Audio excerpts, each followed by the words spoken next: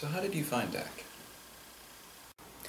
Well, my mom goes to some DAC meetings, and I was looking for volunteer opportunities, so she kind of put in a word for me. Would you share your story about living with a disability? Well, when I didn't find out that I actually had a labeled disability until I was in high school, but when I was little, I noticed that I tended to have a harder time with the motor skills and, tying things up and being slower and clumsier than everyone else. Not exactly good for self-esteem. What challenges have you faced? Well, like I said, being a bit slower in my movement speeds, having a hard time with the motor skills, and for instance, I have a hard time writing for long periods of time. If I write after a little bit with writing, my hand will hurt.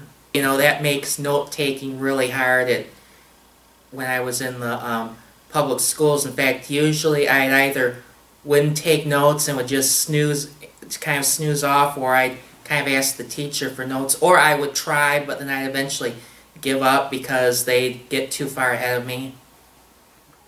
Have you encountered any stigmas related to your disability?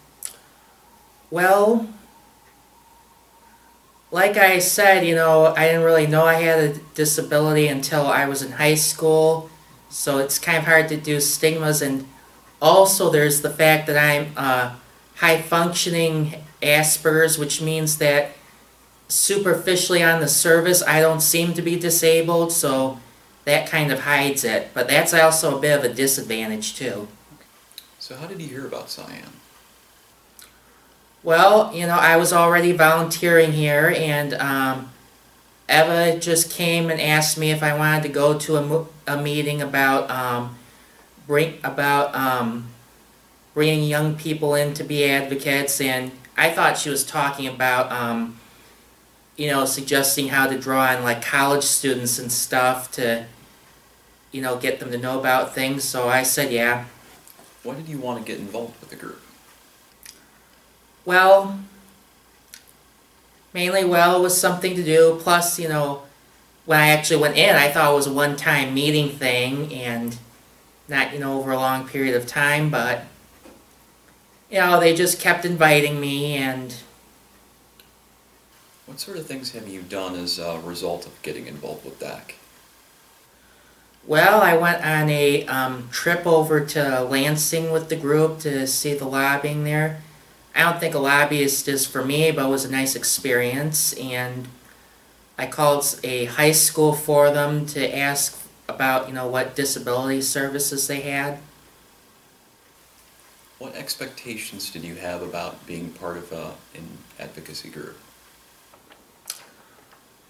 Well, at first, like I said, they kind of snuck it up on me, so when I first came in, I thought it was, well, maybe just to give some advice and as a, observer. But then they started getting more involved. Then all the other people are talking about all these things we're going to do. They're all excited about it. And we go on the trip to Lansing, and we're all going to be lobbyists. And that got me all intimidated and worried. But then I had to talk with Eva, and she basically calmed me down, saying, no, different people can do different things, and just do however much you want to. Okay. What is your favorite memory with CYAN? Well, the biggest memory would probably be the Lansing trip. I mean, apart from that, I've been to a few meetings, and that's about it. Okay. How has working with DAC and CYAN changed you? Well, it's led me to a greater appreciation that I actually like talking about my disability, which would probably shock my parents because they're never around, because I'm never around them when I feel like talking. They don't think of me as being social. If you could change how people look at disability, what would you change?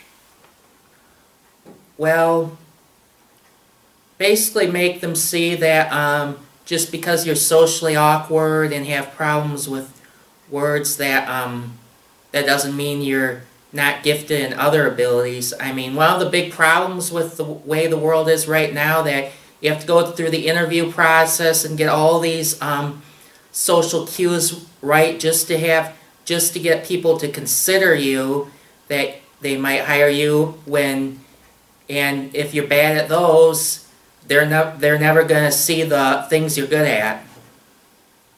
What advice would you give a younger person with a disability or the same disability as yours?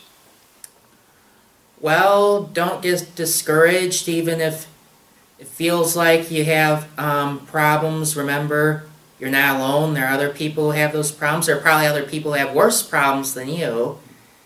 And also remember what you can do.